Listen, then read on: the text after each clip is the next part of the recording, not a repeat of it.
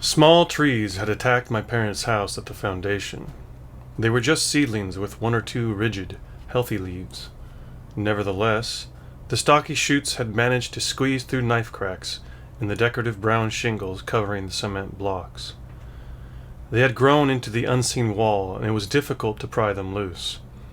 My father wiped his palm across his forehead and damned their toughness. I was using a rusted old dandelion fork with a splintered handle. He wielded a long, slim iron fireplace poker that was probably doing more harm than good, as my father prodded away blindly at the places where he sensed roots might have penetrated. He was surely making convenient holes in the mortar for next year's seedlings. Whenever I succeeded in working loose a tiny tree, I placed it like a trophy beside me on the narrow sidewalk that surrounded the house. This is from The Roundhouse by Louise Erdrich, and this story is about a mother/wife who was attacked, and the form of justice that the son and the husband of said woman want to dole out or want to use to essentially, met justice with the perpetrator of the crime. We could read the blurb on the back because that's kind of vague. One Sunday in the spring of 1988, a woman living on a reservation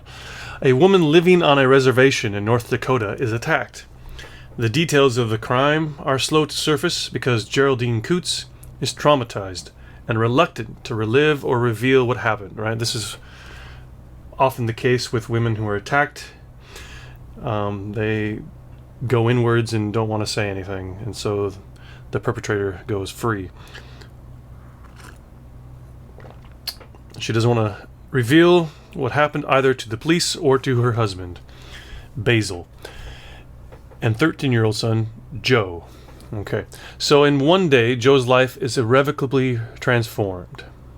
He tries to heal his mother, but she will not leave her bed and slips into an abyss of solitude.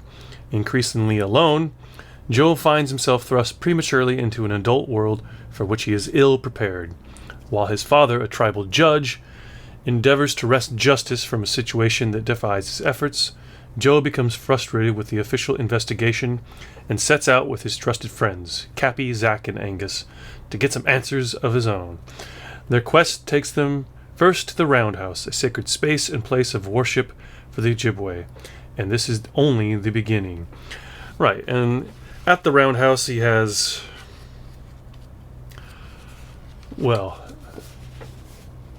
at the Roundhouse is where the crime takes place, actually, and there's a lot of metaphorical connections to Ojibwe stories, and Joe learns one of these Ojibwe stories about Indian justice from his grandfather, and his father is, as it says, the tribal judge. He's just a judge in the modern sense of working for the U.S. court system on the reservation.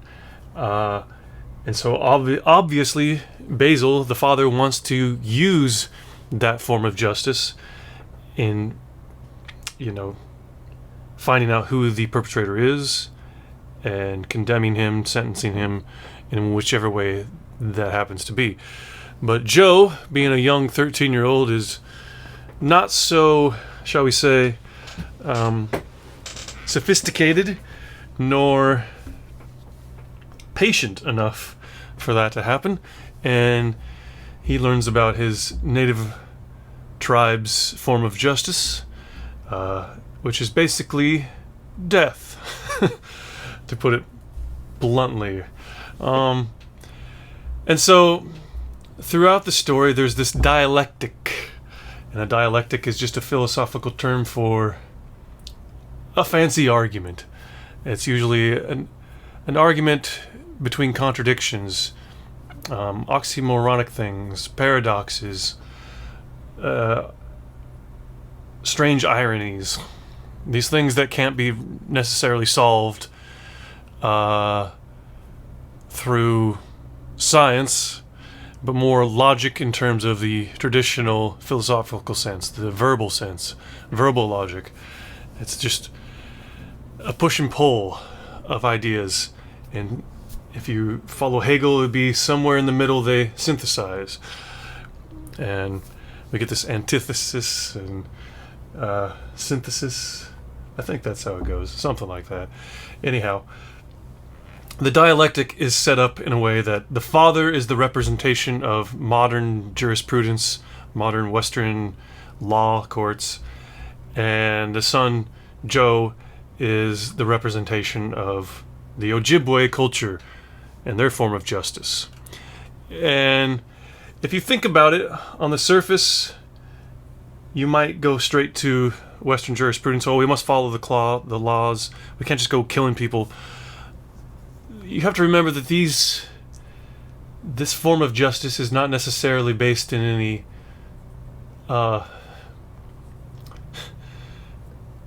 scientific truth. It's basically based on tradition that dates back to the Greeks and the Romans, especially the Romans, I think, in the case of English law and how that became American law. So these things are words. They're just words out in the abstract ether. They're not real. They may be written down on a page, but we choose to live by them. We choose to abide by them. We are born into them. So in a way, we are kind of forced into abiding by it simply by tradition and culture. But it's not necessarily the best way to do things. And there's something to be said about, I don't know, possibly 500 years of tradition in a Native American tribe and their form of justice, right? If the form of justice for a perpetrator is... What is going on here? What happened to my screen? Sorry, I'll have to edit that out. If there is no form of... I lost my train of thought. This computer sometimes.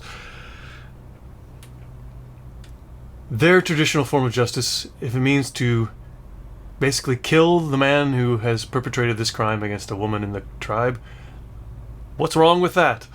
Okay? I'm not saying it is right or wrong. I'm saying that's what the book is about. And this is a dialectic in the book. And this is the opening scene to the book, and you notice that it takes place basically like a gardening scene, right? They're pulling up weeds, small trees, tree shoots that come from the big old trees on your property.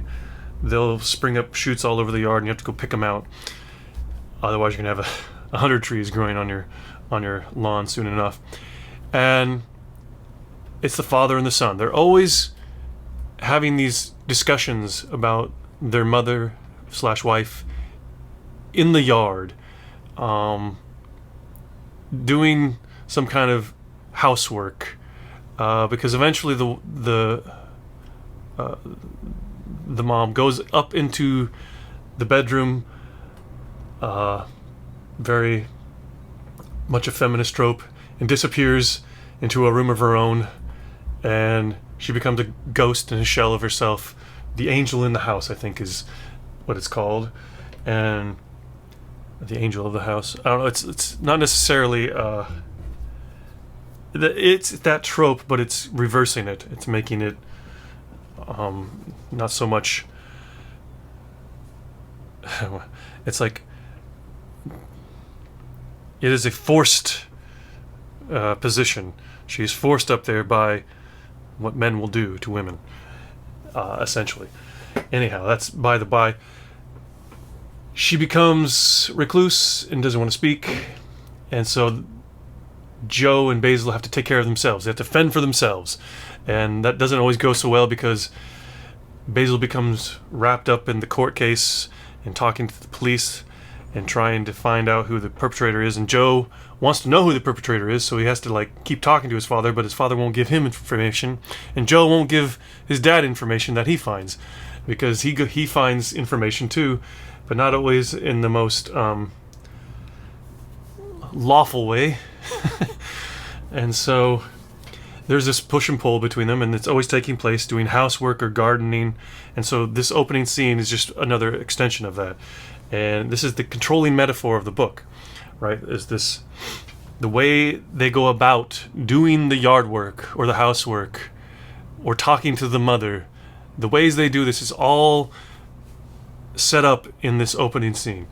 And so we can think about it like this to begin with. Small trees had attacked, right, my parents' house at the foundation. So what is the parents' house? It's the relationship. The foundation is not the house. We're thinking metaphorically. It's the foundation of the relationship. Okay? And the small trees were just seedlings with one or two rigid, healthy leaves. We're talking about phallic symbols here. Men or male genitalia. Nevertheless, the stocky shoots, again that genitalia thing, had managed to squeeze through knife cracks in the decorative brown shingles covering the cement block. So this attack on the mother and the wife has affected the entire relationship of the marriage and the parentage. Okay? They had grown into the unseen wall, and it was difficult to pry them loose, right? This is going to be hard to get over what has happened to her. Geraldine. I should use her name. I just keep forgetting it. My father wiped his palm across his forehead and damned their toughness. I was using a rusted old dandelion fork with a splintered handle. Now this is important because the splintered handle is... I don't know if you'd know what a dandelion fork is. I grew up with them. It's basically, it's like a little spade shovel handle, but instead of the shovel part, it's like 3 little prongs, and you just kind of claw at the dirt.